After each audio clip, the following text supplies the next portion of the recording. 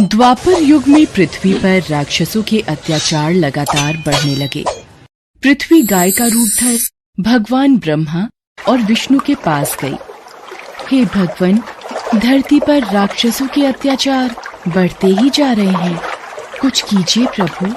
हे नारायण, अब आपको पृथ्वी की रक्षा के लिए धरती पर 8वें अवतार के रूप में अवतरित होने का समय आ गया है।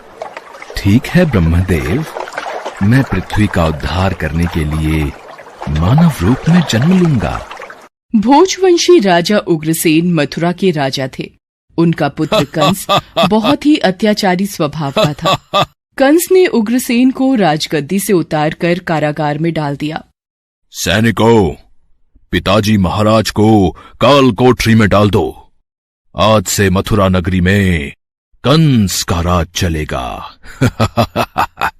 आज से महाराज उग्रसेन यहां बंदी बनकर रहेंगे और मथुरा नगरी पर मैं राज्य करूंगा। आशीर्वाद दीजिए पिताजी महाराज। कंस, तू मेरा पुत्र है, ये सोचकर मुझे लज्जा आ रही है। देखना, एक दिन तेरे पाप का घड़ा अवश्य भरेगा। कंस की छोटी बहन देवकी के विवाह की तैयारियां चल रही थीं। देवकी मथुरा के राजा उग्रसेन के छोटे भाई देवक की पुत्री थी। ये कंस की चचेरी बहन थी। अरे भैया कंस, आप आइए। प्रिय बहना देवकी, कल तुम इस महल से विदा हो जाओगी। तुम्हारे बिना ये महल सूना हो जाएगा। भैया कंस, आप मुझे बहुत याद आओगे। अगले दिन देवकी का विवाह वसुदेव नामक यदुवंशी सरदार से संपन्न हुआ। महाराज वसुदेव, मैं अपनी बहन देवकी से बहुत स्नेह करता हूं, इसलिए देवकी बहन को मैं स्वयं अपने रथ पर ससुराल विदा करके आऊंगा। ये तो हमारे लिए बहुत ही सौभाग्य की बात है महाराज कंस। कंस देवकी और वसुदेव को छोड़ने चल पड़ता है। देवकी के पिता देवक उसे बहुत सारा धन धान्य संपत्ति आदि देकर विदा करते हैं। कंस देवकी और वसुदेव के साथ वार्तालाप करते हुए अभी आधे रास्ते ही पहुंचा था कि रास्ते में एक आकाशवाणी होने लगी। हे कंस, जिस देवकी को तू बड़े प्रेम से ले जा रहा है, उसी में तेरा काल बसता है। इसी के गर्भ से उत्पन्न 8वां पुत्र तेरा वध करेगा, तेरा वध करेगा। ये आकाशवाणी कैसी? नहीं, ये झूठ है। देवकी की कोख से जन्मा 8वां बालक मेरा वध करेगा? नहीं, ऐसा नहीं हो सकता। यदि ऐसा है तो मैं वसुदेव का ही वध कर देता हूं। हां, यही ठीक रहेगा। फिर मुझे कोई डर नहीं। नहीं भैया, इनका वध मत करो। मैं आपके आगे हाथ जोड़ती हूँ। मेरा सुहाग मत उजाड़ो भैया कंस। मैं आपसे वादा करती हूँ, मेरे गर्भ से जो भी संतान पैदा होगी उसे मैं तुम्हें सौंप दूंगी, पर इन्हें मत मारो भैया। ठीक है, मैं वसुदेव का वध नहीं करूंगा, पर तुम दोनों अब मथुरा के महल की काल कोठरी में बंदी बनकर रहोगे। कंस, देवकी तुम्हारी प्रिय बहन है, मुझे काल कोठरी में बंद कर दो, पर देवकी को छोड़ दो। कंस ने वसुदेव और देवकी की एक बात न सुनी और वसुदेव और देवकी को कारागृह में डाल दिया। देवकी वसुदेव दोनों बहुत ही दुखी और हताश हो रहे थे। स्वामी, मेरी वजह से आज आपको कारागृह में रहना पड़ रहा है। मैं ही आपके लिए दुख और विपदा का कारण बनी हूँ। नहीं देवकी, नहीं, ऐसा मत कहो। मैं तुम्हें पत्नी रूप में पाकर बहुत प्रसन्न हूं। हमें एक दिन कंस के पापों से मुक्ति जरूर मिलेगी। पर स्वामी, भैया कंस मेरी कोख से जन्मे सभी बच्चों को मार देंगे। हम क्या करें? देवकी वसुदेव कारागृह में दुख भोग रहे थे। कंस देवकी और वसुदेव को धमकाता रहता था। वसुदेव देवकी के बच्चा पैदा होता और कंस कारागृह में आकर देवकी के हाथ से बच्चे को छीन लेता। ला, ये पुत्र मुझे दे बहना। भैया, मेरे पुत्र को मत मारो भैया। नहीं स्वामी, हमारा पुत्र मैं अपने सामने ही अपने सभी पुत्रों का वध होते कैसे देख पाऊंगी। देवकी बेहोश हो जाती है। हे ईश्वर, कोई रास्ता दिखाओ।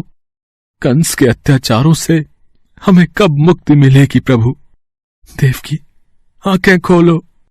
कंस बहुत ही क्रूर और अत्याचारी राजा था, जिससे प्रजा बहुत डरती थी। दुराचारी कंस ने वसुदेव देवकी के 7 बच्चों को जन्म लेते ही मार डाला।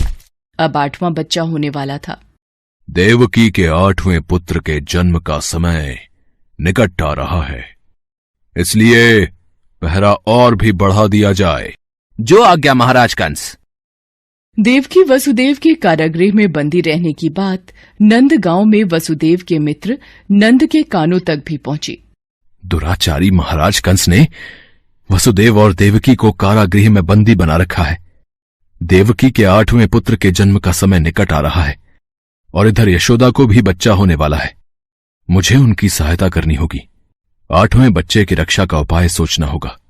जिस समय वसुदेव देवकी को पुत्र पैदा हुआ, उसी समय संयोग से यशोदा के गर्भ से एक कन्या का जन्म हुआ, जो और कुछ नहीं सिर्फ माया थी।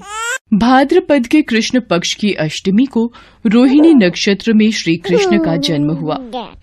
उनके जन्म लेते ही जेल की कोठरी में प्रकाश फैल गया। वासुदेव के सामने शंख चक्र गदा एवं पद्मधारी चतुर्भुज भगवान ने अपना रूप प्रकट कर कहा, वसुदेव, मैं बालक का रूप लेकर देवकी के गर्भ से जन्म ले चुका हूं। मेरा ये अवतार कंस के संहार के लिए ही हुआ है। अब देर न करो, तुम मुझे तत्काल गोकुल में नंद के यहां पहुंचा दो और उनकी अभी अभी जन्मी कन्या को लाकर कंस को सौंप दो। ये कहकर भगवान विष्णु अंतर्ध्यान हो गए। देखते ही देखते वसुदेव जी की हथकड़ियां अपने आप खुल गईं। कारागृह के द्वार अपने आप खुल गए। सभी पहरेदार सो गए। देवकी बेहोश अवस्था में थी। वसुदेव कृष्ण को एक टोकरी में रखकर गोकुल को चल दिए। बारिश और तूफान के बीच नन्हे कृष्ण को उठाए वसुदेव चल रहे थे। यमुना जी का जल स्तर तो बहुत ऊपर हो रहा है। कैसे जाऊं अपने नन्हे बालक को लेकर? हे नारायण, सहायता कीजिए। यमुना नदी श्री कृष्ण के चरणों को स्पर्श करना चाहती थी, इसलिए वो ऊपर हो गई। भगवान ने अपने पैर लटका दिए। चरण छूने के बाद यमुना घट गई। भगवान श्री कृष्ण की इस लीला को वसुदेव भली भांति देख रहे थे। वो यमुना पार कर गोकुल में नंद के यहाँ गए। मैं इस बालक कृष्ण को तुम्हें सौंप रहा हूं। ये बड़ा होकर मथुरा वासियों को कंस के अत्याचारों से मुक्ति दिलाएगा। लाओ मित्र वसुदेव, यशोदा अभी गहरी नींद में है। मैं इस बालक को यशोदा की बगल में सुला देता हूं। नंद माया रूपी कन्या को वसुदेव के हाथों में दे देते हैं। ये लो मित्र, इससे पहले कि कंस कारागृह में पहुंचे, तुम शीघ्र इस कन्या को लेकर वापस लौट जाओ। तुम धन्य हो मित्र, तुम धन्य हो। वसुदेव वापस कारागृह में लौट आते हैं और उनके लौटते ही कारागृह के द्वार अपने आप बंद हो जाते हैं। वसुदेव जी के हाथों में हथकड़ियां पड़ जाती हैं। हाँ, अरे ये तो बच्चे के रोने की आवाज है। महाराज कंस को सूचना देते हैं। देवकी, हमारे यहाँ 8वें पुत्र ने नहीं, पुत्री ने जन्म लिया है। क्या? अब ये तो पुत्री का जन्म हुआ है। पहरेदार कंस के पास जाते हैं। महाराज की जय हो। देवकी ने पुत्र को नहीं, पुत्री को जन्म दिया है। क्या? ऐसा कैसे हो सकता है? कोई बात नहीं, शायद मेरे प्रकोप से भगवान भी डर गए और पुत्र की जगह पुत्री का जन्म हो गया। ये तो विधि का विधान बदल गया। पर मुझे सावधान रहना होगा। मैं इस कन्या का भी वध कर दूंगा। भैया, इसे छोड़ दो, ये तो कन्या है। आपको तो मेरे 8वें पुत्र से कष्ट था। कंस ने देवकी की एक न सुनी और कन्या को देवकी की गोद से छीन लिया। कंस ने जैसे ही कन्या को पत्थर पर पटक कर मारना चाहा, वैसे ही कन्या कंस के हाथों से छूटकर आकाश में उड़ गई और कन्या ने देवी का रूप धारण कर लिया। हे कंस, तुझे मुझे मारकर कोई लाभ नहीं मिलेगा। तुझे मारने वाला तो कब का पैदा हो चुका है और गोकुल पहुंच गया है। ये कहकर देवी अंतर्ध्यान हो गईं। कंस ये दृश्य देखकर गुस्से से छटपटाने लगा और गुस्से में अपने महल में आ गया। कंस ने श्री कृष्ण को मारने के लिए अनेक दैत्य भेजे। श्री कृष्ण ने अपनी अलौकिक माया से सारे दैत्यों को मार डाला।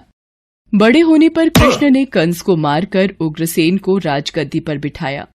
उस दिन से श्री कृष्ण के जन्म महोत्सव को सारे देश में बड़े हर्षोल्लास से जन्माष्टमी के रूप में मनाया जाता है।